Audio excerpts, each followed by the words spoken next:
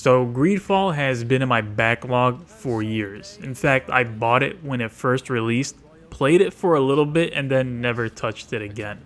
That is until now, 5 years later. I've played through the whole game, completed a variety of side quests, and created this review for those who are wondering how it holds up, and more importantly, if it's worth it. The game was developed by Spiders, which is a French gaming studio that is known for games such as Bound by Flame, The Technomancer, and most recently Steel Rising, all of which are action RPGs, but Steel Rising is more in the genre of a Souls-like. So Greedfall is basically right up their alley.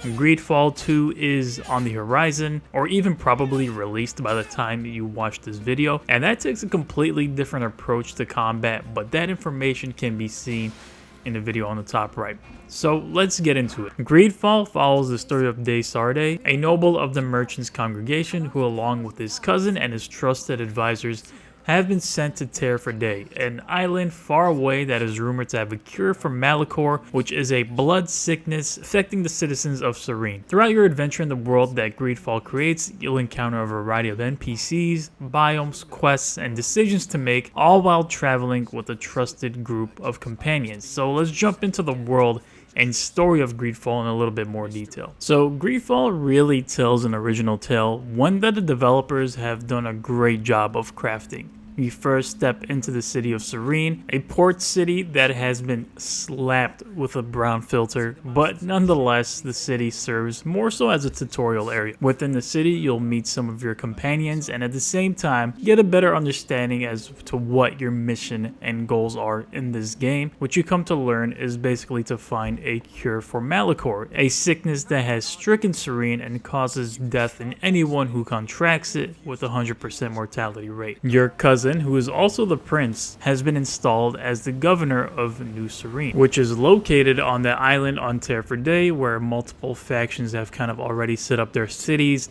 have already started either being at war with the natives or trying to convert the natives to their religion. There are definitely a lot of politics at play within Greedfall's story. I don't want to spoil too much, but you'll definitely be making a lot of choices that both affect you, your companions, your relationship with these various factions that are currently on the island, either trying to push their ideologies or go to war with one another or exterminate the natives. There's a lot to deal with, and it's a very mature story that the game is trying to tell, and one that I really enjoyed as I've made my choices through this game, taking sides with various factions. You know, there are 5 different endings in this game. They can really switch up depending on the choices that you're making in some of the main quests, how strong your relationships are with the various factions on the island, including your own companions. So there's definitely a lot to Greedfall's story. Again, I don't want to spoil too much because player choice plays a very strong role, and I tried to play more like an evil route in this game, which was kind of hard to do with some of the decisions you have to make. Story-wise, like I said,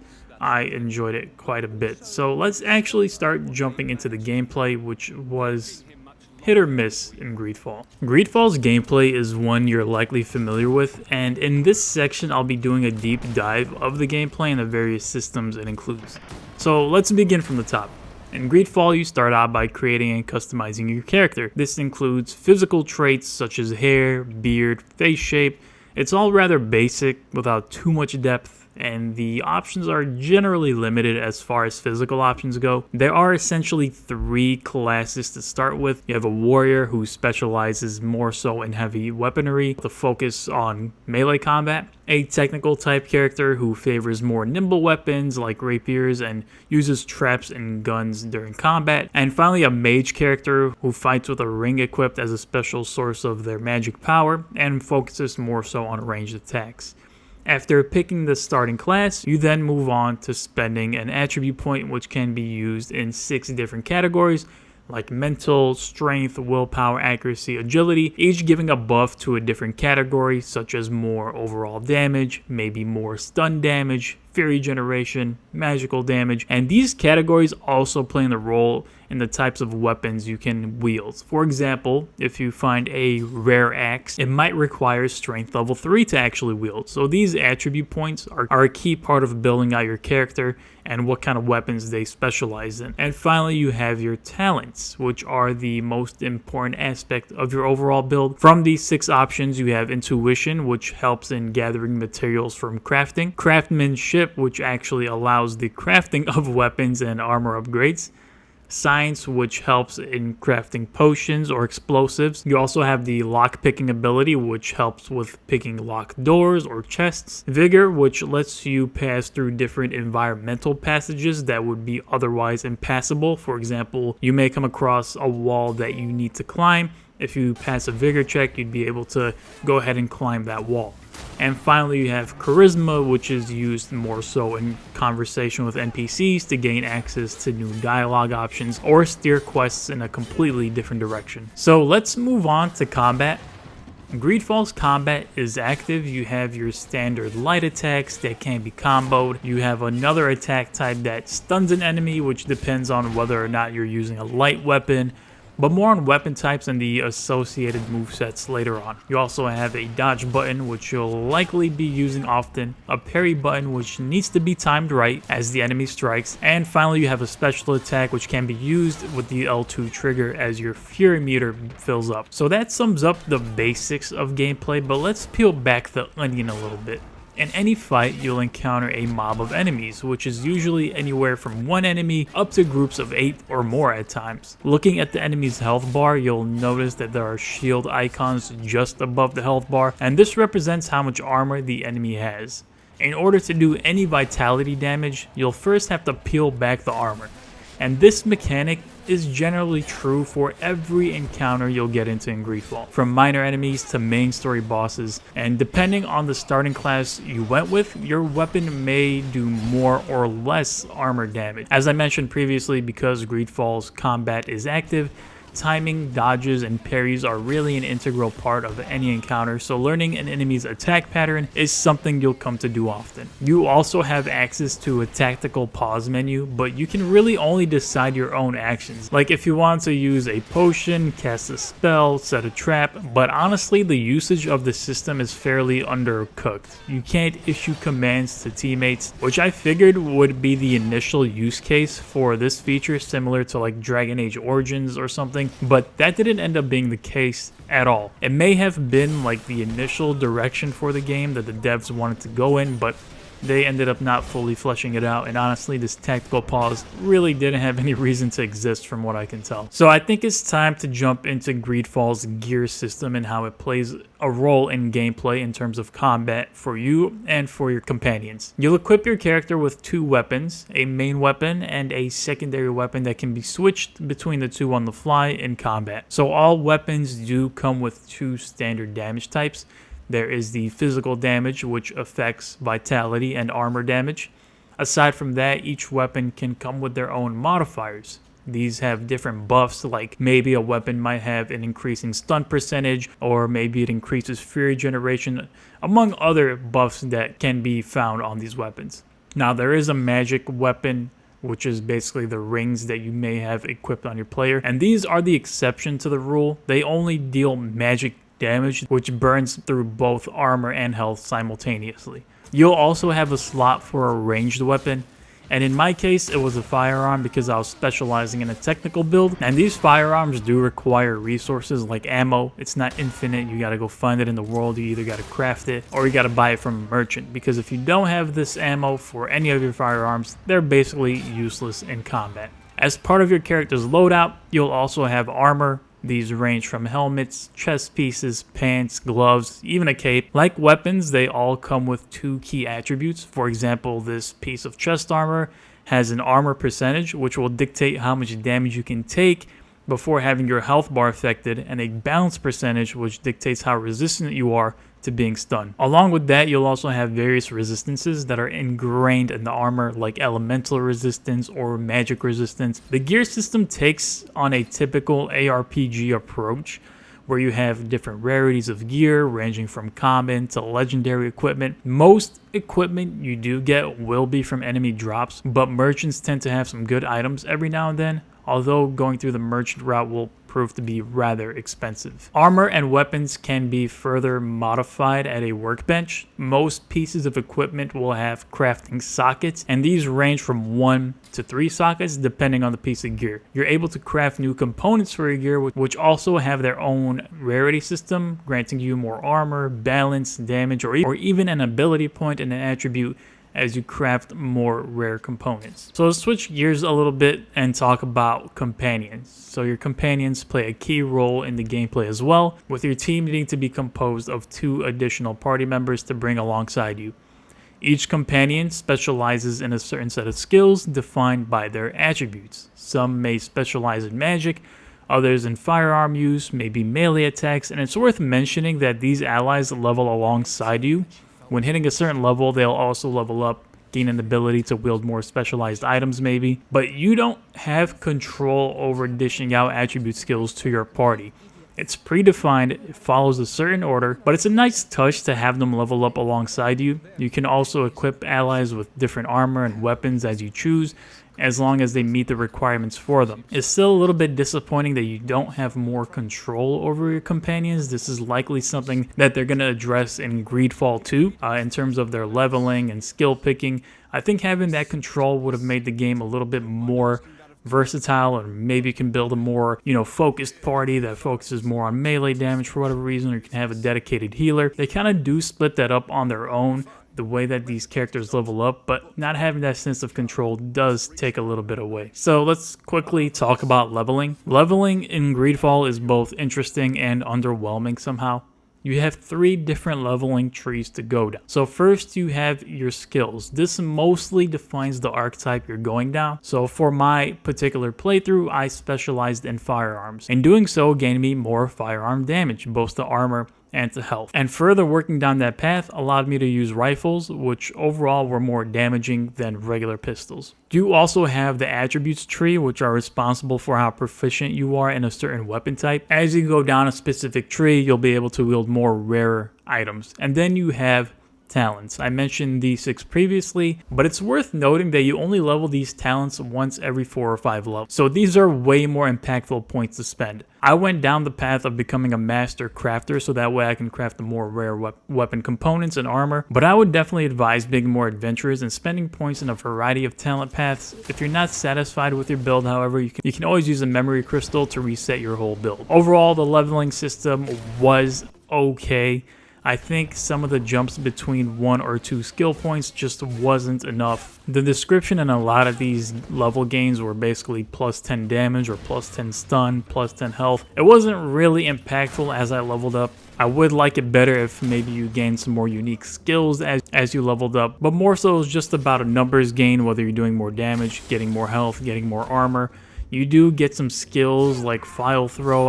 Like I said, I was specializing in a technical build, so one of the things I do end up unlocking is the ability to throw grenades down the line. So you do eventually unlock more skills, but it takes a lot of concentrated effort on a specific skill path. So it would have been nice to gain some of those skills a little bit earlier, so the gameplay could have had a little bit more variety. So let's quickly talk about enemy variety in Greedfall. And I would be lying if I said there was a good variety of enemies. For the most part, you'll fight beasts in packs without much varying attacks between them. And these beasts usually include 4-legged creatures that either look like bears, wolves, or bulls, as well as flying enemies like bats. And you'll also encounter human enemies, which can generally range from a group of bandits or a group of soldiers. Some of these are going to be more melee focused. Other human enemies may be magic or firearm focused. But for the most part, what you see is really what you get enemy wise within the first few hours of the game. Sometimes, however, when roaming the semi-open areas, you'll encounter more fearsome enemies with skull symbols over their heads. Usually that means it's a sign that you'll die in just 1 hit. Happened to me quite a bit. But there are also bosses out in the wild that tend to take a bit longer than your normal enemy encounter, but more often than not, the reward is worth it to take them down. So let's move on and talk about world design. The world of Greedfall is original, and I really have to commend the devs for putting their best foot forward and taking on a challenge that comes with creating a completely new world. However, this is a AA game and it tends to show even when you don't go out purposely looking for signs that it is. A lot of buildings look identical from city to city, both inside and out, with the interior models having the same exact layouts as their counterparts in cities far away. Open world areas similarly will feature the same biomes or landscapes. However, there are some story missions that will take you to more unique looking areas, but generally, from what I've noticed in all the areas that I explored, there's a lot of reuse of assets. Exploration in Greedfall is done by foot, and throughout the big cities, you'll find boxes, chests, storage containers with a gold glow around them indicating that they contain loot, usually in the form of currency or a resource for crafting. In the semi-open areas, it's more the same but more spaced out with groups of enemies scattered around as well as small outposts of various factions that may contain a side quest for you. Fast traveling in Greedfall is done through campfires that can be found within regions as you explore an area, and also traveling by wagon, which cuts the duration of your travel time. If you choose to travel from region to region by foot, then you'll be met with loading screens that are disguised as campsites where you can buy resources, craft, and speak with your companions, which is a nice touch instead of having a traditional loading screen. So let me talk once again about the companions, because the company you keep is crucial in Greedfall. So much so that entire quests can be approached differently depending on who you have in your party. In fact, I had one scenario where a companion of mine spoke up unexpectedly while talking to an NPC and inadvertently started a fight. Most often, if you're doing a quest for a certain faction, then it would be best to have a member of that faction in your group. Your companions will interact with NPCs the same way you do. They'll chip in their thoughts, whether wanted or not, and may even change the course of a quest that you're on. As mentioned previously, there are different factions in the game, which you can earn reputation with by completing side quests for them, or taking their side through dialogue options. It's a pretty good idea to get your level of respect up within these factions, because the more respected you are, the better rewards they offer you over time. So let's jump into the production value. Greedfall needs to be given credit where it's due. The game punches way above its weight coming from a AA studio. While there are places where you can see that they were clearly limited, such as building interiors being the same in many buildings, there are also an equal amount of places where they went above and beyond. To start, I found the voice acting of Greedfall to be very well done. Everyone plays their role really well. They all make the story very believable and the cutscenes immersive. I mean, I was really surprised at the quality of the voice acting and the writing for a game like this, and more so surprised at the freedom of choice I had when approaching missions, whether by taking an alternate route into a mission or using a dialogue options to completely change the course of a quest. The companions and the stories that they bring with them are the best part of Greedfall, and in RPGs such as the one that Greedfall is, story is the most important thing to keep a player going. Graphically, the game doesn't do anything out of this world. It's a AA game, and it looks like it, from the facial animations to the character models, even down to the combat animations, which are generally pretty stiff. So a quick note on performance. I played the game on PS5 with the upgraded edition, which boasts a 4K resolution in the quality mode and 60 FPS in performance mode. I personally don't have any tools to measure the FPS, but I was definitely able to notice some performance drops. They were noticeable when taking part in big battles, but nothing game-breaking, and generally the frame rate wasn't an issue. Now, there are a lot of bugs that I encountered which were very annoying. Fortunately, the game never crashed once, but I encountered some strange problems like falling through the floor, missions randomly breaking, which led me to having to reload a previous save, and it just felt like the game could use some overall more polish. So let's wrap this up. Greedfall has been out for nearly 5 years, and with Greedfall 2 right around the corner, it felt like the best time to jump into this game and give it a real shot. I will say I was pleasantly surprised with the game. Its depth in storytelling and branching quest options was something I did not expect. Its gear system was interesting to mess around with. However, I never found the loot to be too exciting, but having the ability to craft and customize the way I wanted to was a very welcome feature. Building my character to be an expert crafter ended up paying dividends, as I was able to craft some of the best components in the game, granting me huge boosts that I would have missed out on. Enemy variety is lackluster, animation quality is stiff, performance was iffy, but in this game, for every negative, there felt like there was an equal positive. In the end, it took me about 35 hours to play through Greedfall, and throughout my playthrough I often thought about why I put this game down when it first came out, and I couldn't put my finger on it. Greedfall is a good game that, if it had a higher budget, could have had quite an impact in the RPG space. But for what it is, it accomplished its goal of being a narrative-driven story with a large dose of player choice steering the story in any direction the player wants, and through that, facing the consequences of their actions, both good and bad. Overall, if you have not played Greedfall before, I would recommend a playthrough of Greedfall.